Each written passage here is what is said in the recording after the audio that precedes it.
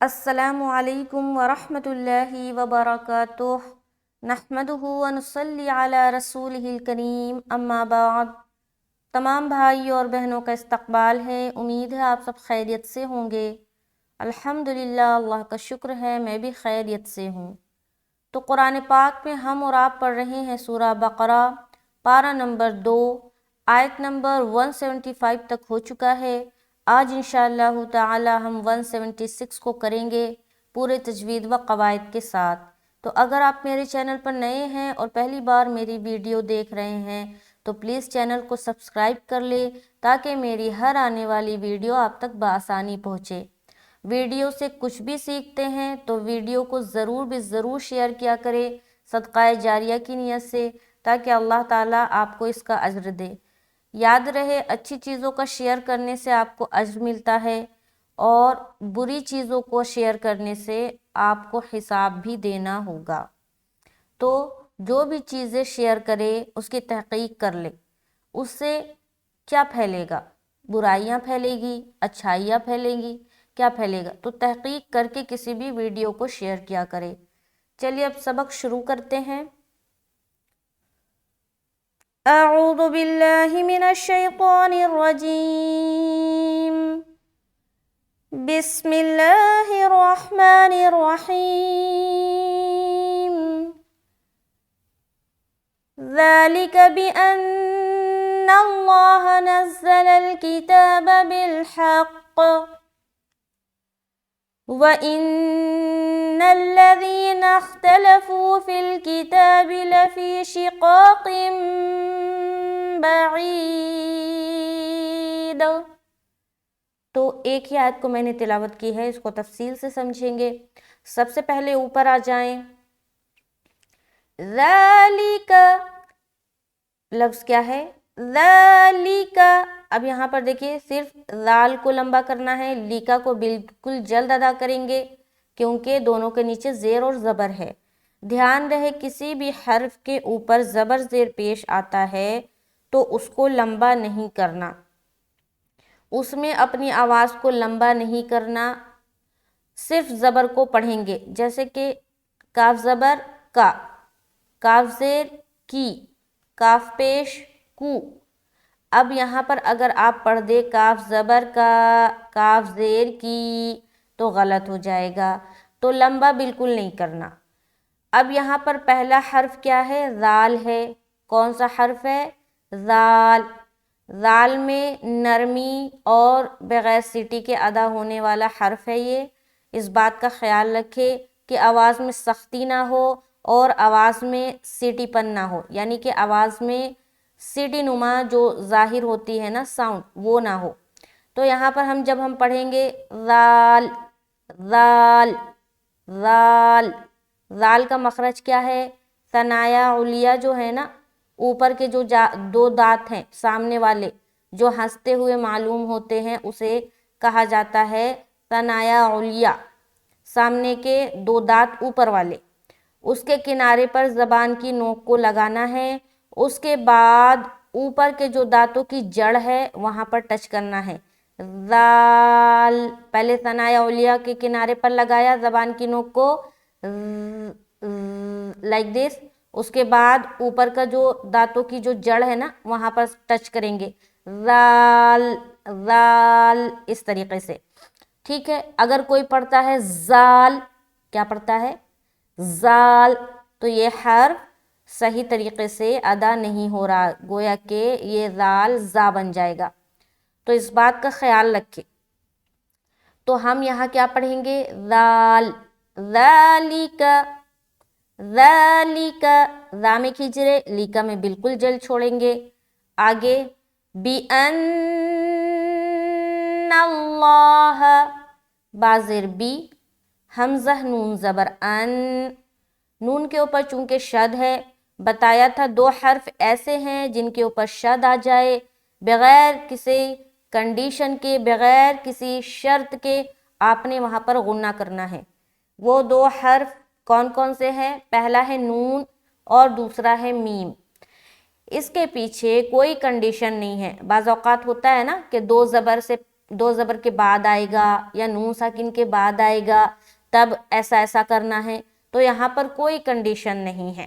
یہاں پر دیکھیں نون کے اوپر شد ہے نا، اب یہاں پر ہمیں کیا کرنا ہے، غنہ کرنا ہے لازمی۔ اب دیکھیں اس نون مشدد سے پہلے کوئی نون ساکن یا تنوین ہے نہیں ہے نا، لیکن یہاں پر ہم غنہ کر رہے ہیں، تو یہاں پر کسی شرط کی ضرورت نہیں ہے۔ نون اور میم پر شد آ جائے تو وہاں پر آپ نے غنہ لازمی کرنا ہے، تو یہاں پر ہم کریں گے بِأَنَّ اللَّهَ، غنہ کیا۔ غنہ کسے کہتے ہیں، غنغنی آواز کو، ناک میں تھوڑی دیر آواز کا روکنا غنہ کہلاتی ہے۔ روکنے کی مقدار کتنی ہے، 1 الف ہے، بِأَنَّ، بس اتنا ہی روکنا۔ اس کے بعد نون لام زبر نل، لام کھڑا زبر لا، ہا زبر ہا۔ اب یہاں پر لفظ اللہ کا لام ہے تو اس کو دیکھنا ہے کہ موٹا کرنا ہے یا باریک، اس کا فیصلہ کیسے ہوگا، اس سے پہلے والے حرف کے اوپر جو حرکت ہوگی اس سے اس کا فیصلہ ہوگا۔ جیسے کہ یہاں پر نون کے اوپر کیا ہے، زبر ہے، اور اگر پیش ہوتا تو زبر اور پیش کی صورت میں ہم لفظ اللہ کا لام کو کیا کرتے، موٹا کرتے، لیکن اگر یہاں پر زیر ہوتا تو لفظ اللہ کا لام کو ہم باریک پڑھتے۔ تو ابھی کیا کرنا ہے، موٹا کرنا ہے، تو یہاں پر جب ہم تینوں کو ملا کر پڑھیں گے تو غور سے سنیں، ذَلِكَ بِأَنَّ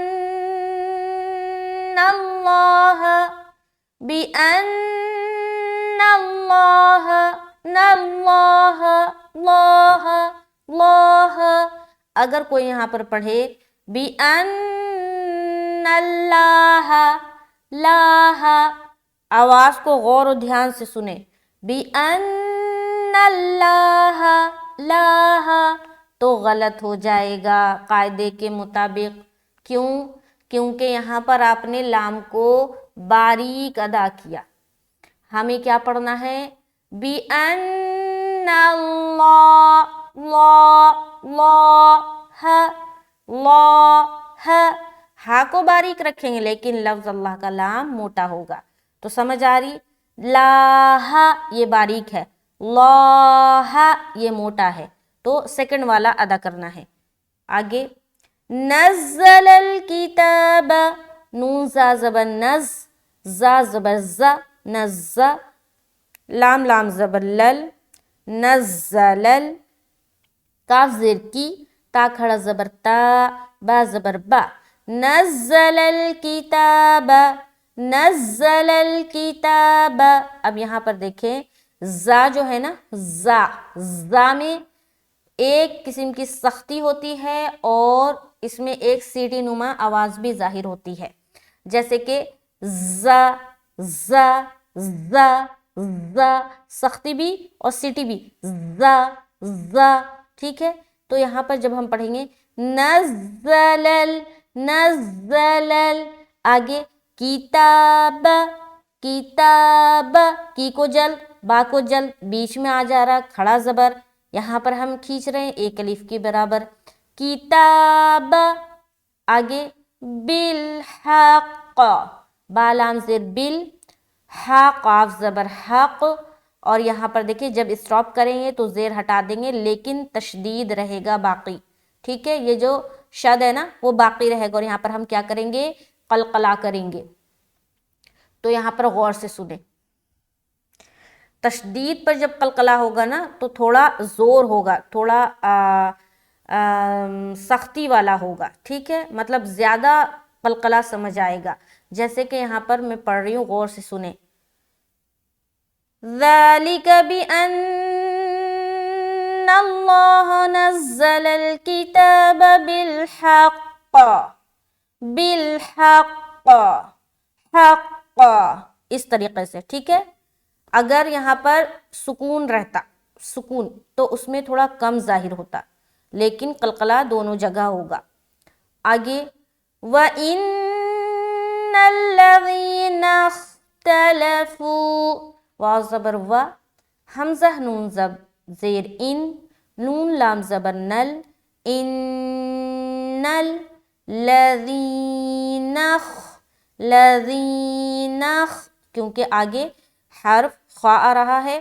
لذین، اب یہاں پر نون مشدد کا غنہ کر رہے ہیں، اس کے بعد لام میں ملا دیا، لام کو باریک رکھ رہے. لذین، ری میں بھی باریک رہے گا لیکن آواز لمبی ہوگی یا مدہ کی وجہ سے. لذین، نون کو خا سے ملا دیا، نخ تو نون مشدد کا غنہ اور یہاں پر یا مدہ، خاص خیال رکھے. نون کو خا سے ملا دیا، نخ. نخ خا موٹے حروف میں سے ہے، لہٰذا جیسے نون خا سے ملے گا خا کا جو موٹا پن ہے وہ ظاہر ہوگا. کس طریقے سے؟ نخ نخ نخ، اس طریقے سے. ٹھیک ہے، آگے تلفو. تلفو، فو میں کھینچ رہے، لمبا کر رہے. وَإِنَّ الَّذِينَ اخْتَلَفُوا، وَإِنَّ الَّذِينَ اخْتَلَفُوا. ٹھیک ہے، آگے فِي الْكِتَابِ، فا لام زیر فیل، کاف زیر کی، تا کھڑا زبر تا، با زیر بی. آگے یہاں پر دیکھیے، کہیں پر یہاں پر فا کو تو جلدی ملائیں گے لام سے، کاف کو بھی جلدی پڑھنا، با کو بھی جلدی پڑھنا. کھینچیں گے کہاں؟ صرف اور صرف تا میں. فِي الْكِتَابِ، فِي الْكِتَابِ، تابی تابی. ٹھیک ہے، آگے لفی، لام زبر لا، فا یا زیر فی، یا مدہ. لفی شقا، شقاقم. اب یہاں پر دیکھیے شین ہے نا، شین زیر شی، شین زیر شی، اور قاف الف زبر قا، تو شین تو بڑا ہی آسان ہے، نکل جائے گا. لیکن بعض اوقات لوگ نا اس شین کو نا سین بنا دیتے ہیں، یعنی کہ اس کا نقطہ جو ہے نا وہ غائب کر دیتے ہیں. تو ایک ہوتا ہے جو بغیر نقطے والی جو سین ہے نا اسے کہتے ہیں اس طریقے سے نکالتے سین، اور جو نقطے کے ساتھ ہوتی ہے وہ ہے اس طریقے سے شین. ٹھیک ہے، تو دونوں کی آواز میں فرق ہے، لہٰذا دونوں میں تمیز رکھے، دونوں کو ملانا نہیں ہے. اس کے بعد قاف الف زبر قا، یہاں پر الف مدہ کریں گے. بتایا تھا الف کسی صورت میں موٹا اور کسی صورت میں باریک پڑھا جاتا ہے. تو الف کا کیا قاعدہ ہے کہ الف جب بھی موٹا حرف کے ساتھ آئے گا، موٹا حرف کا مطلب کیا ہے کہ حروف مستعلیہ، جو حروف مستعلیہ ہے نا 7، اس کے ساتھ اگر الف آتا ہے تو الف کو موٹا پڑھنا ہے. اور اگر باریک حرف کے ساتھ آئے، یعنی کہ حروف مستفیلہ میں سے کسی کے ساتھ آئے تو الف کو بھی باریک پڑھیں گے. تو یہ جو قاف ہے موٹا ادا ہوتا ہے، اس کے ساتھ الف ہے تو الف کو بھی موٹا کر دیں. کیسے؟ شقا قا قا قا، سمجھ آ رہی؟ شقاقم. اب یہاں پر دیکھیے کاف کے نیچے کیا ہے؟ 2 زیر کی تنوین ہے نا، 2 زیر کی تنوین. اس کے بعد یہاں پر نیچے میں ایک علامت کے طور پر چھوٹی سی میم بنائی گئی ہے. یہ ہوتا ہے اقلاب کا قاعدہ. اقلاب کا قاعدہ جہاں بھی ہوگا وہاں پر علامت کے طور پر آپ کو ایک چھوٹی سی میم ملے گی، چاہے اوپر ملے چاہے نیچے ملے. یہاں پر دیکھیے نیچے ہے، ٹھیک ہے، کیونکہ 2 زیر آ رہا ہے اور 2 زیر نیچے آتا تو یہاں پر نیچے میں چھوٹی سی میم بنا دی گئی ہے. تو تنوین یا نون ساکن کے بعد، غور سے سنیں، تنوین یا نون ساکن کے بعد با اگر آتا ہے، جیسے یہاں پر دیکھیں تنوین کے بعد حرف با ہے نا، تو با اگر آتا ہے تو اس نون کو اس میم سے بدل دیں گے اور غنے اور اخفا کے ساتھ پڑھیں گے. اب آپ بولیں گے یہاں پر نون کہاں سے آ گیا بھائی؟ آپ کہہ رہی ہیں کہ نون کو بدل دیں گے اس میم سے. تو دیکھیں یہاں پر نون نہیں ہے، لیکن تنوین اور نون ساکن کی آواز یکساں ہوتی ہے. ہم لوگوں نے پڑھا ہے نا، تنوین اور نون ساکن کی آواز یکساں ہوتی ہے. کیا مطلب یکساں ہونا کا؟ یکساں کے معنی ہے برابر ہوتا ہے، ایک جیسا ہوتا ہے. تو یہاں پر دیکھیے جب ہم پڑھیں گے قاف 2 زیر قین اور قاف نون زیر قین، دونوں میں ساؤنڈ ایک ہی آ رہی ہے نا، نون کی ساؤنڈ آ رہی ہے نا، تو اسی لیے کہا گیا کہ اس نون کی جو آواز ہے اس کو میم سے بدلتے ہوئے ہم غنہ اور اخفا کے ساتھ پڑھیں گے، جو کہلاتی ہے اقلاب کا قاعدہ۔ تو یہاں پر پڑھیں گے شقاق بعید، با زبر، یہ تو سمجھ آ گیا نا غنہ اخفا کے ساتھ، شقاق، یہ جو کر رہے نا ایک الف کی مقدار، شقاق، یہ ہو رہا ہے اقلاب کا قاعدہ، ٹھیک ہے۔ آگے بعید، با زبر با، عین یا زرعی، عی، کیا پڑھیں گے عی، یا مدہ کرتے ہوئے۔ بعض اوقات لوگ پڑھتے ہیں بعید، کیا پڑھتے ہیں بعید، تو عید نہیں ہے، اگر عید پڑھیں گے نا تو گویا کہ ہم نے عین کو حمزہ سے چینج کر دیا، اور اگر حرف چینج ہو گیا تو کیا ہو جائے گا، معنی بھی چینج ہو جائے گا۔ تو عین نکالیں گے، عین کہاں سے نکالنا ہے، حلق سے، یہ حروف حلقی میں سے ایک ہے، لہٰذا اس کو حلق سے نکالیں گے۔ کیا کہنا ہے، عین، عین، عین، اس طریقے سے خوب مشق کرے اگر ادا نہیں ہوتا۔ بعید، اب یہاں پر دال، دال کے نیچے کیا ہے، دو زیر ہے، دو زیر کی تنوین کو ہٹا دیں گے، کیوں، کیونکہ ہم یہاں کرنے والے ہیں وقف، یہاں رکنے والے ہیں، یہاں پر اسٹاپ کرنے والے ہیں، تو دو زیر کو ہٹا کر دال کے اوپر لگائیں گے سکون۔ اب دال ہے حروف قلقلہ میں سے، لہٰذا اسٹاپ کرنے کی صورت میں قلقلہ صاف اور واضح طور پر ادا ہونا چاہیے۔ تو یہاں پر جب ہم رکیں گے کیا پڑھیں گے، فی الکتاب لفی شقاق بعید، بعید، سمجھ آ رہی قلقلہ کیسے ادا ہو رہا۔ اگر کوئی یہاں پر اس طریقے سے رکے، بعید، ایسا رکے، تو اس نے قلقلہ ادا نہیں کیا، اس کا قلقلہ ادا نہیں ہوا اور یہ غلط ہو گیا، تو آواز کو ٹکراتے ہوئے آواز واپس آئے گی۔